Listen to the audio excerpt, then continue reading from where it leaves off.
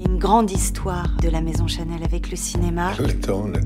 C'est la matière essentielle de ce qu'on fait dans le cinéma. Chanel are pretty much always there where really interesting cinema projection is going on. Cambon, podcast. Palme d'Or à Cannes en 1984, le film de Wim Wenders, Paris, Texas, marque un tournant dans l'histoire du cinéma. 40 ans plus tard, le film vient d'être restauré avec le soutien de Chanel et présenté en avant-première au Festival de Cannes.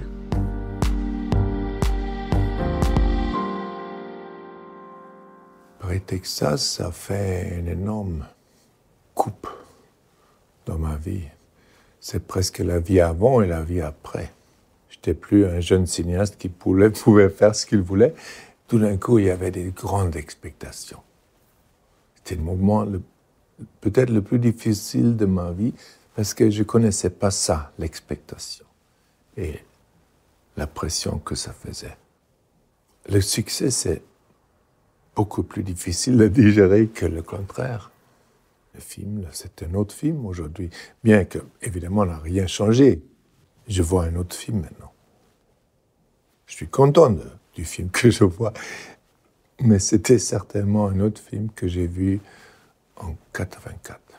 On est plus proche au film qui est passé à travers la caméra que jamais dans la vie de ce film. J'ai passé quand même des mois avec le film dans le procès de la restauration et on se pose cette question. Est-ce qu'il va plaire à un jeune public qui va le voir pour la première fois? Dans la restauration, il est essentiel qu'on ne change rien, que ça reste le même film. Mais que ça reste le film ou que ça redevienne le film qu'on a vu dans la première copie. Ou même mieux encore, je n'ai rien changé. J'ai essayé de le faire éclater plutôt. Le négatif même, le vrai négatif passé par la caméra, est dans les archives nationales allemandes, dans une salle bien climatisée et sombre. C'est là que le film est depuis 30 ans, 40 ans. Et pour le sortir, pour le faire un scanning de ce négatif, il faut qu'il se réveille. Ça prend une semaine pour que le négatif s'acclimatise, parce qu'on ne peut pas le scanner quand il est encore si froid. Maintenant, il est retombé dans son sommeil. Il faut de toute façon préserver le négatif parce que ça, c'est le vrai témoin du film. Et restaurer le film, c'est respecter ce témoignage.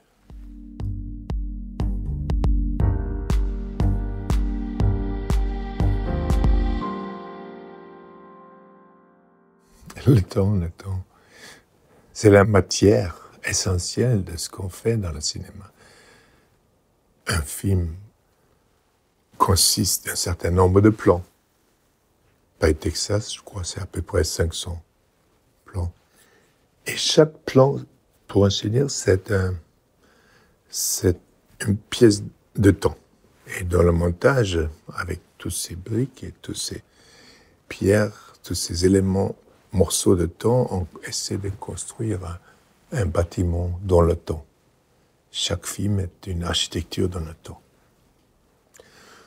Oui, un film garde en vie les choses qu'il montre.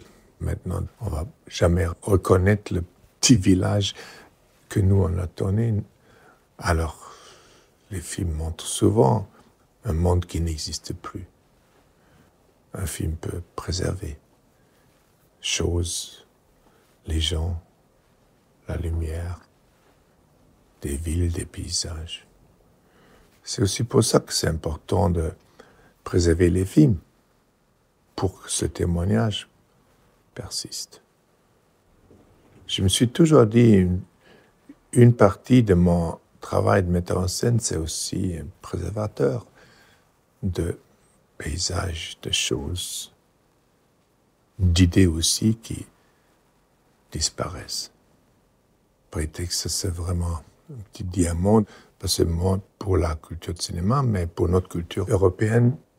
On est très heureux d'avoir trouvé Chanel comme partenaire pour restaurer le film. Très heureux qu'il y ait une société comme Chanel qui est tellement dédiée à garder l'héritage du cinéma analogue. Le public a aussi changé que le film.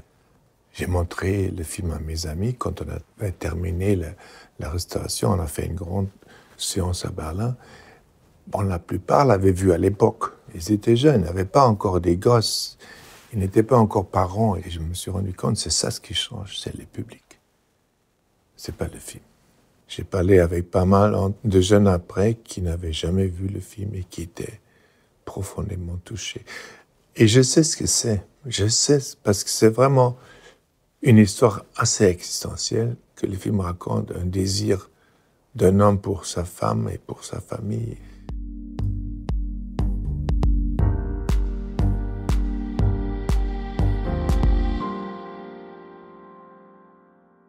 Après 3 semaines de tournage, il n'y avait plus rien. Tout le monde est retourné à la maison. On avait 2-3 semaines pour penser à comment finir le film. Qu'est-ce qu'on peut faire pour trouver une bonne fin? On était un peu désespérés dans un hôtel. Et finalement, je me suis rappelé d'un endroit que j'ai vu pendant le repérage sur la côte du Texas, une petite ville que j'ai seulement vue parce que je savais que Janis Joplin a vécu là-bas quand elle était jeune. Port Arthur, c'était abominable comme ville. Il n'y avait rien, absolument rien. Mais j'ai voulu voir à cause de Janis Joplin. Mais finalement, on m'a montré un endroit qui était abandonné, c'était un peep show. On n'a pas pu utiliser ce peep show, mais à la recherche d'une fin possible, je me suis rappelé de ça. Je me suis dit, peut-être on pourrait imaginer une autre peep show. Je savais, en tournant la fin, que j'étais sur quelque chose qui allait vraiment trouver un grand public, de manière que ça allait vraiment au cœur de quelque chose de très existentiel. On a tourné ça pendant presque une semaine. Pendant cette semaine, j'étais vraiment super content. Pas seulement que j'avais trouvé la fin, mais qu'il y avait une fin qui était en soi complètement unique. Tout ce que je rêvais du film, c'était là-dedans. Et à la fin, quand j'avais fait le dernier plan, je savais que j'avais fait un film qui allait toucher les gens. J'avais jamais eu ce sentiment avant. Le film a une drôle d'unité esthétique. Chaque plan parle le même langage. C'est devenu très rare dans le cinéma contemporain qu'un film a cette unité esthétique et le film est vraiment un langage à part. Ça touche, je crois, les gens. D'être en face de quelque chose qui est si solide et si sûr de son propre récit. Les lieux, l'Ouest américain, c'était incroyable de tourner là-dedans pendant 2 mois, abandonnés dans l'Ouest. Personne ne faisait attention à nous. Il n'y avait pas de presse, il n'y avait pas de producteur, comme dans les films précédents américains. Il n'y avait personne, on était là tout seul pour faire ce film. L'Ouest américain était aussi un auteur. C'est le premier film que Robbie Muller et moi on fait, où on ne s'est pas vu le soir avant pour dessiner le premier plan et pour faire un peu le plan de tournage. On a regardé le paysage, on a regardé l'endroit où on était, et c'est ça ce qui nous a dit comment tourner. C'est ça ce qui nous a dit où mettre la caméra pour la première fois. On a développé ce tournage toujours avec un sens de lieu assez unique. Le paysage nous a vraiment porté, nous a vraiment imposé le style du film. C'est pas vice-versa. C'est pas un style qui s'est imposé au langage, c'est le contraire. C'est la lumière et l'horizon et les couleurs de l'Ouest. Ces couleurs primaires incroyables que tous les jours, on ne croyait pas que ça existe. Il y avait tous les jours les mêmes petits nuages dans le ciel. Et ce ciel infernal, bleu, et de manière que toutes les couleurs qui existaient étaient brillantes. On était dans cette lumière et dans ce paysage, et on a laissé lumière et paysage nous montrer comment il voulait être tourné. L'Ouest américain, il joue un rôle si important dans le film. Et c'était avant qu'il y ait toute cette nostalgie de l'Ouest américain. C'était avant tout ça. Le film a inventé ce genre. C'était pas une idée nostalgique. Le film n'est pas un film nostalgique. C'est un film qui redémarre quelque chose. Alors, je suis assez fier de pouvoir dire ça. C'est un film qui n'avait pas de modèle. On savait qu'on travaillait sur quelque chose assez unique. Ça n'arrive pas trop souvent dans la vie.